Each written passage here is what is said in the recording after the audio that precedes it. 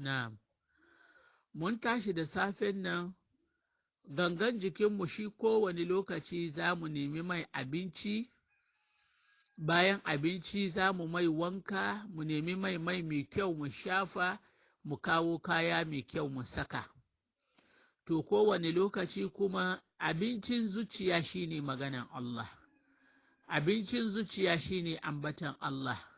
Shi sa Allah yana gaya ma annabi Muhammad sallallahu alaihi wasallama ya ce, fadhakkir fa inna dhikra tanfa'ul mu'minun. Ya ce annabi ka yi gargadi domin gargadi yana amfanar da mumini. Mumini shi kowane lokaci rayuwan shi duka son maganan Allah ne. Shi sa yar uwa kika samu kanki kina son jin maganan Allah, to ki gode ma Allah kuma ki ce Allah ya kara tabbatar da ke a cikin muminai. Na'am, domin saboda da wannan maganan Allah ne ake gyara zuciya. Koya mutum ya gyara jikin shi, koya mutum ya sa kaya mai kyau, she zuciyar shi bai da kyau, to kyan kayan da kyan jikin duka ya zama banza. Wallahi ya zama banza. Domin saboda me? Saboda zuciyan shi bai da kyau, kuma zuciya idan ya yi kyau shine mutum ke samu dacewa a wurin Ubangiji. Idan zuciya ya yi kyau, ya wanku da maganan Allah, ya tsiro da maganganun Ubangijinmu Allah, shi ya samu ya'ani rayuwa mai dadi, ya samu rayuwa mai kyau, she gangan jiki ta futa. Allah ya samu gane. Shi yasa ina jin yau muna tashi kan inda malam yake ce mana, tazawwadu anid duniya fa innaka la tadri idza janna alayka al-layl hal ta'anshu ila al-fajr. Malam yace ka nemi guziri a nan duniya. Duniya na ake neman guziri. Guziri me shine guzirin tafiya. Tafiya ina? Guzirin tafiyar lahira. Allah malam yace nemi guziri fa innaka la tadari, don baka sani ba, iza janna alaikal layl, izan dare ya shigo maka hal ta'anshu ila al-fajr, zaka wayi gari baka sani ba. Shi sa kowane lokaci ya kamata mutum yana zaune ne da istidad, kina zaune ne da shirinki. Domin annabi Muhammad sallallahu alaihi wasallama ya gaya mana a cikin hadisinsa cewa, kun fi duniya ka annaka gharibun aw abir sabil. Yace zauna a cikin duniya kaman kai bako ne ko kuma matafiyi ne. Yawwa, idan kai zama cikin duniya kaman na zo ne, mun zo ne yau mu zauna, gobe na tafi, ashe kai baka da bajewa, baka da sakewa. Kowane lokaci kuma za ka san yadda kake fakin kayanka, yadda kike shirya kayanki kamin lokacin, don kin san tafiya na gabana. Na yi tafiya, na je maka, gashi kamar yin misali yadda ake zuwa makan nan. Ba ko za ka duka ka nemi guzirinka, domin saboda me? Saboda kada ka je ka masu. Kamar da muka yi magana batun haji da ta wuce, muka ce Allah ya ce wa tazawwadu fa inna khayra zadi at-taqwa. Ku nemi guziri na farko za ku maka, kaka je shi baka da komi hannunka, baka da abincin ci, ka je kana maula. Yawwa, nemi guziri abin da zai ishe ka dan na cin abinci, sa'annan fiyayyen guziri shine tsoron Allah.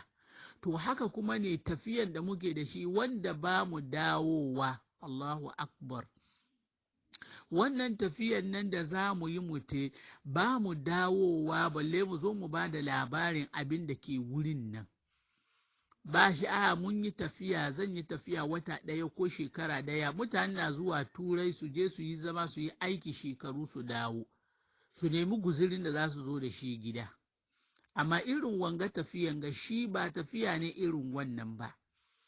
Ba tafiya ne turai ka komo, ba tafiya nan da maka ki komo ba ne, ba tafiya nan ga da Ghana ki komo ba ne, za ni Togo na dawo ba ne sam.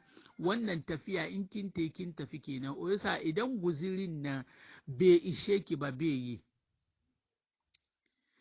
Shi yasa mu yi kokari, malam ya ce mu nemi guziri. Mu nemi guziri mu rika, wannan guzirin nan shi zai taimake mu gobe kiyama. Guziri shine sallolinki, guziri shine sadakokinki, guziri shine azuminki, guziri shine nafilfilolinki, guziri shine abin nan sada zumuncinki, guziri shine gaskiyanki da zaki cikin rayuwa, guziri shine duk abin da zaki yi shi na alkhairi duka ki yi shi da zuciyanki kamar ina neman lahira ne da shi, ina neman lahira ne. Shi sa malam yace nemi guziriyar uwa ta zawwadu ani duniya. In kika tashi da safe kaki bari marece yayi ba ki nemi abin da zaki aika ma kiyamanki ba. Amma wahasatan mu mata so da yawa kulli yaumi muka tashi mu tunaninmu ne ya zan yin samu, yaya zaki ki sai atamfa, ya zaki ki sai Holland, ya zaki ki sai shadda mai kyau, ya zaki ki daura kaza mai kyau, yaya zaki na duniya. Zaka ga mutum ya sai kaya ya mafa ma kwaban shi, ya mafa ma odropin shi, amma bai iya ya aika guda ma lahiran shi ba. Me kika yi guziri kika ajiye? Kabarinki kina ni da fan, kabarinki kina ni da aircon, kabarinki kina ni da gado, kabarinki kina ni da ya ake kallafe, kina ni da kuma dukkan shi nan gane zaki nemi guzirin nan kina turawa kamin ki kar. Shi yasa duk ranar da zaki sai wani abu ki ajiye ma kanki duniya, ki yi kokari kamar da safe kamin mareci kuma ke ma ki yi kokari kuma kin aika na lahira. Domin na duniyan nan da zai sauran nan shi zai saura ne, ba wani abin da zai bi ki bayar kin mutu. Komi bai binki, arzikinki bai binki, kudinki bai binki, kayan sawanki bai binki, kayan zinariyanki duka bai binki, kuma mun san haka nan amma muna rafkana. Shi sa malam ya ce to ka komo da hankalinki yar uwa, me kika aika ma lahiranki? Wasu ma suka tashi sallah mai kyau nan, idan mutum ya yi sallah ma bai da lokaci ya zauna ya yi azkar, ya zauna ta cire hannu ta roki abin da ke wurin Allah na duniya da lahira babu. Wata sadaka ba shi cikin rayuwanta har abadan. Sam, idan aka ce sadaka kamar an zage ta ne. To irin wadanga iri-irin haka ya zaki ki tara ma kanki kiyama? Ya zaki ki tara ma kanki? Ke baki karatun Qur'ani kina aika ma kanki kiyama ne. Neman istighfari da zaki ta yi kina aika ma abin ga guzirin kiyaman ki kenan kike yi kina aikatawa. Amma shin mun tara abin da za mu tara nan ga duniya wanda ba za mu canye ba kuma ba mu ajiye ma kanmu guziri na lahira ba? So nawa mutane suka dunka ba su sa ba, so nawa mutane suka gina ba su zauna ciki ba, so nawa aka yi, so nawa aka tara. In ji malam ya ce jama'u walam ya akulu, sun tara amma ba su ci ba, banau walam yaskunu, suka gina kuma ba su zauna ciki ba, kasau walam yalbasu, suka koma suka dunka amma ba su sa ba. Da yawa sun dunka sababbin kaya suka zo suka aje amma su ba su sa shi ba. Da yawa sun gina gida an decoration an yi komi, sauran aje a tare shi. Allah ce wuce, ba ku za ku zauna ciki ba, ba ke za ki zauna ciki ba, ba kai ke da zama ciki ba, wuce masu gado su gaji. To idan baki aika ma kanki kiyama ba, baki ajiye wani abu ba, me kika yi yar uwa? Me kika yi?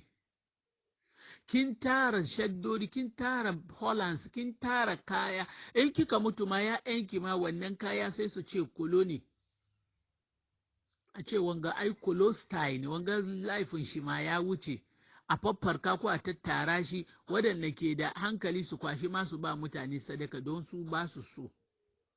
In dai sun kwashi su yi sadaka da shi, to yar uwa tun da sauri in kika sai daya, doki kudin daya kuma ki aika ma kanki duni lahira. Wa ma tuqaddimu li anfusikum min khairin tajiduhu inda Allah. Haka Allah ya ce, abinda kuka aika ma kanku nan na alhairin nan, to kun iske shi wurin Allah. kun iske shi wurin Allah. Shi yasa malam na kiran ni da ke, na kiran ni da ke.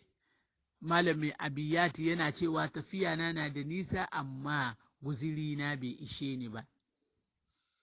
Haka ya ce, safari ba'idin wa zadi lam yuballighni. Safari ba'id, tafiya na da nisa amma wa zadi lam yuballighni, guziri na bai kai ni ba. uwa mutum yi maza tun ranar da na sani bai zo miki ba, tun ranar da na sani bai kan miki ba, yi kokari ki a nemi guziri. Kada mu ta neman guzirin abin da zaki ci, abin da zaki ci da rana, abin da zaki ci maraice, abin da zaki ci, abin da zaki gina, abin da zaki tara, abin da zaki aji. Wannan shine kawai cikin tunaninki, ke baki da tunani. To gobe kiyama na mutu wani abu na aika gobe kiyama, me na aika ma kaina, wani alkhairi ne na kama ma kaina? Ga mu mata masu segumi, ga mu mata masu maganganu, ga mu mata, ga mu nan dai, mu ne komi muna ciki. Mace za ta yi ta tara ma kanta alkhairi lokaci guda, cikin gulma ki canye duka, kamar yadda annabi sallallahu alaihi wasallama ya ce, idan kana maganan mutum, gulman mutum yana tafiyar da aikin kirkin shi kamar irin yanda auduga ke cin wuta. Isa yan uwaye mu nemi guziri da yawa da yawa da yawa, haka malam ya ce.